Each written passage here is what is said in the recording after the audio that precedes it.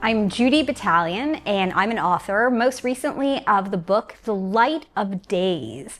Okay, let me tell you how this book began. So this story, my work on this book began in 2007, almost 20 years ago. I was living in London at the time. I was in my 20s, and it was a time in my life where I was thinking a lot about my Jewish identity.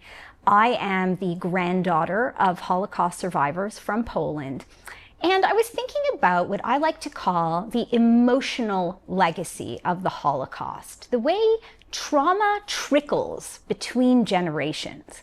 I'm a very anxious person, and it was the first time in my life where I really started to consider, how much of that comes from my family background?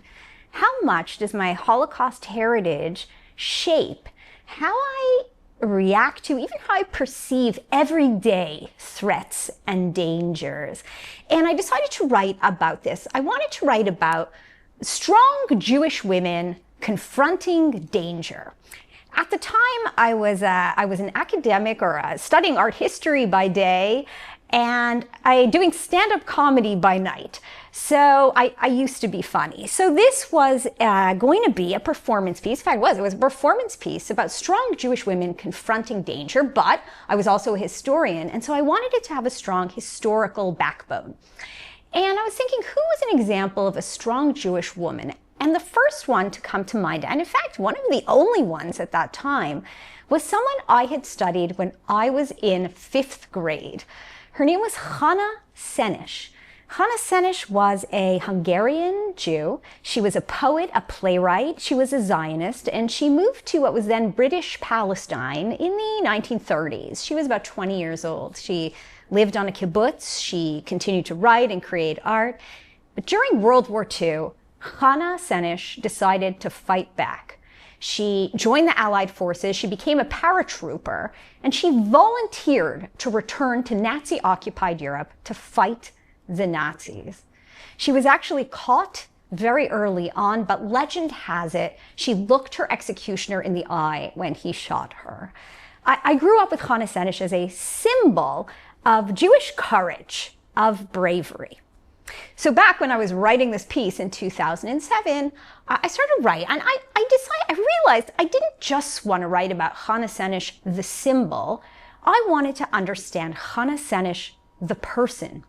Like, who does that? Who decides to go fight the Nazis? What poet chooses to jump out of airplanes? What motivates that audacity, that gumption, that bravery, that daring? I wanted to understand the psychology of the resistance fighter. So I went to the British Library and I looked up Hannah Szenes in the catalog, and there were not very many books about her. So I just ordered all of them. And I went about an hour later to pick up my stack, and I started looking through the stack of books, and one of the books was very unusual. It was an old book with yellowing pages and a hard kind of blue cover with gold embossed writing on it. And the book was in Yiddish. It was called Freyen in the Ghettos, Women in the Ghettos. But even more unusual than the book was the fact that I speak Yiddish. So I started flipping through this book looking for the story of Hannah Szenes. But she was only in the last 10 pages. In front of her, there were like 180 pages of stories of other young Jewish women and teenage girls who fought the Nazis, and primarily from within the ghettos in Poland. These were stories of young Jewish women who ran underground schools, libraries, underground summer camps, orphanages, printing presses, all the way through to young Jewish women and teenage girls who shot Gestapo men in the head, who flung Molotov cocktails during ghetto uprisings, who blew up Nazi supply trains. Many of the women in this book were played a role. They were called courier girls, or in Hebrew, keshariot, connectors. These were young Jewish women and teenage girls who pretended to be Christian Poles. They would take off their armband, with the Jewish star that they were forced to wear. They would dye their hair blonde. They would put on clothes purposefully to look like young Polish Christian women, and risking their lives every time. They would sneak out of the ghettos, which was a Jew was not allowed to be outside the Jewish ghetto. They would sneak out and they would connect the Jewish communities across Poland. They would bring news, information, money, plans for resistance, plans for revolt, plans for building bunkers. They were also the ones who armed the ghetto undergrounds. They smuggled weapons in their clothes, in their underwear, attached to in their shoes, taped to their bodies, in fashionable handbags, in marmalade jars, even inside teddy bears.